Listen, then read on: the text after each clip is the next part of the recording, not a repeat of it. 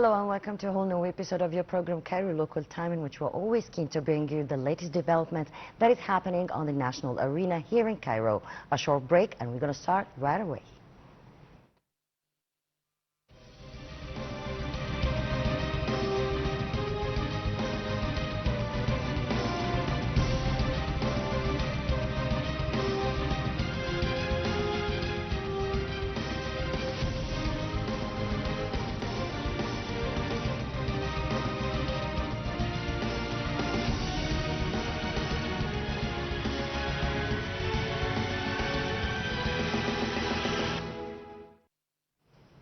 Welcome back.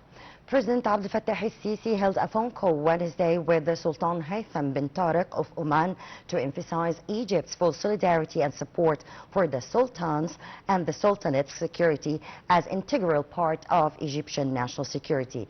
During the conversation, the President stressed the urgent need to intensify efforts to lower regional tensions, praising Oman's constructive role while reviving Egypt's ongoing diplomatic initiatives to maintain peace and stability in the Middle East. Both leaders lauded the deep-rooted fraternal ties between their nations and agreed to strengthen political coordination to ensure the restoration and sustainability of regional security through peaceful means.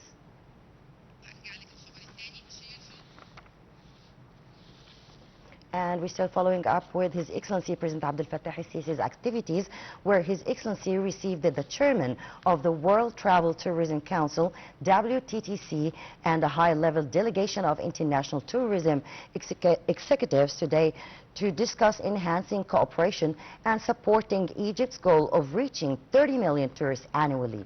During the meeting, WTTC officials highlighted the selection of Egypt to host the Global Tourism Leadership Journey, a prominent international event featuring 270 global industry heads traveling through the Suez Canal and Egyptian ports.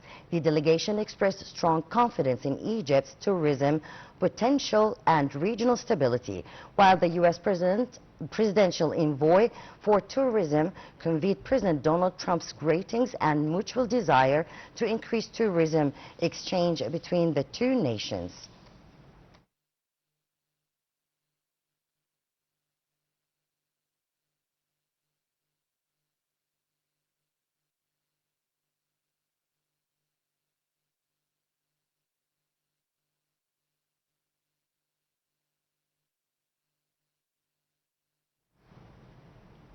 And to shed more light on this great achievement when it comes to tourism sector, I'm so delighted to be accompanied over the phone by Dr. Amr Atef, the tourism expert. Good evening, doctor.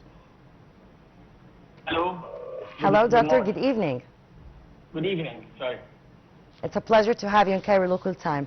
Well, today we're witnessing the strategic significance of this event, which Egypt being chosen to host 270 of the world's top tourism executives for this WTTC event. How do you see this achievement so far? The World Travel Tourism Council is not just an event. It's a vote of confidence on Egypt's tourism economy. It's a signal that Egypt is no longer seen as a recovery destination, but as a growth market with global influence. The presence of the top CEOs and investors reflects the trust in the regulatory reforms. It also positions Egypt as a decision-making hub for tourism in the Middle East and Africa. Well, of course, the sector Egypt is so renowned for when it comes to its diversity also, but how does the leadership journey also through the Suez Canal help showcase Egypt's maritime and coastal tourism potential to global decision makers? Using the Suez Canal as a stage for global leaders, are you talking, I couldn't hear the question, are you talking about the Suez Canal? Yes, the journey. We're speaking here about the leadership journey. Yeah, the leadership journey, yes. They went through this using the Suez Canal as a stage for global leaders is a powerful branding move. It reforms Egypt as more than a cultural destination. It becomes a luxury and geostrategic tourism hub. The canal symbolizes global connectivity and reinforcing Egypt's role as a bridge between continents. So in your point of view, what are the primary pillars that the national plan must prioritize to reach the milestone of 30 million tourists? I couldn't hear the question. Would you please repeat it again? Well, we're speaking about the pillars and the primary pillars that can help in reaching or throwing the milestone of reaching 30 million tourists. Reaching 30 million tourists. Okay, the road to 30 million tourists resets on three core pillars: capacity expansion, increasing hotel rooms, flights, and destination readiness, and then accessibility, more air routes, low-cost carriers, and visa facilitation, and then diversification, moving beyond pyramids and beaches to multi-experience tourism. And then market dynamics. Europe and North America and East Asia and the Gulf countries comes on top of the list of the visitors to Egypt. Egypt attracts high-value travelers, not just higher volumes. Well, Dr. Amr, of course, we're speaking about the diversity when it comes to the tourism sector here in Egypt and the rapid development that has happened recently since, let's say, the last 7 years, also in the hotel management and the development in this sector. And in your point of view, how do you see also the impact or the result of the new national projects, the roads, the infrastructure? Can all these pillars help more in reaching way much more than we are expecting when it comes to tourism, tourists, and also when it comes to the developing of lots of authentic and historical places here in Egypt? Infrastructure and modern tourism experience, upgrading airports, roads, and hospitality standards, training and service quality to match international expectations, and then digital transformation like the e-visa system, digital ticketing, smart guides, and mobile applications.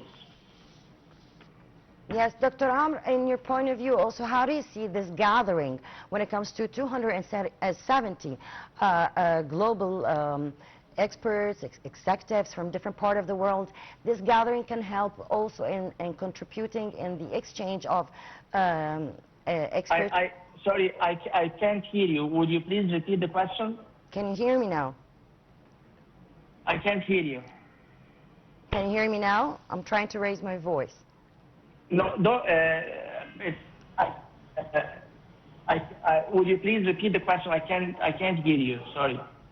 Well, we were speaking about another milestones when it comes to the tourism sector, helping in different part of this field.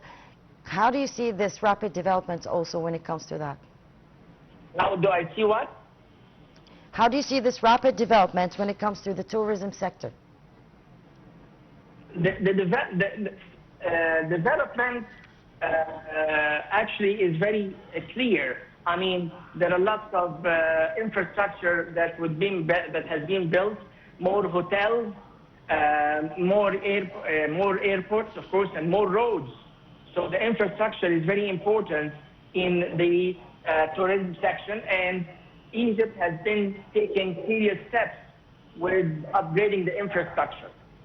Well, Dr. Amr, of course, this big gathering when it comes to 270 global expertise and executives from different companies of the world, this merge when it comes to different minds, also how this can contribute in more advanced mind and education actually when it comes to this sector.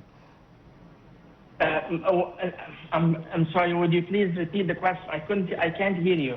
Well, can you hear me now? No, there is a static on the line. I can't hear you, sorry. Well, we're speaking about this gathering when it comes to this big number of expertise and executives from global companies, how this can contribute to exchanging experiences, exchanging even the latest of the, when it comes to education, or the latest in this field when it comes to tourism. Well, having those investors, the 270 investors from all over the world, is very important, and it reflects how the international society trusts Egypt and the Egyptian economy. Also, going through the Suez Canal, as I just mentioned, is very important sign, and going through different cities of Egypt reflects the trust. I mean, that in the Egyptian, in Egypt in general, and in the stability that Egypt is living through now. Well, Dr. Amr Atef, thank you so much for your informative call, and thank you for being with us in Cairo Local Time. Well, ladies and gentlemen, a short break and we'll be back.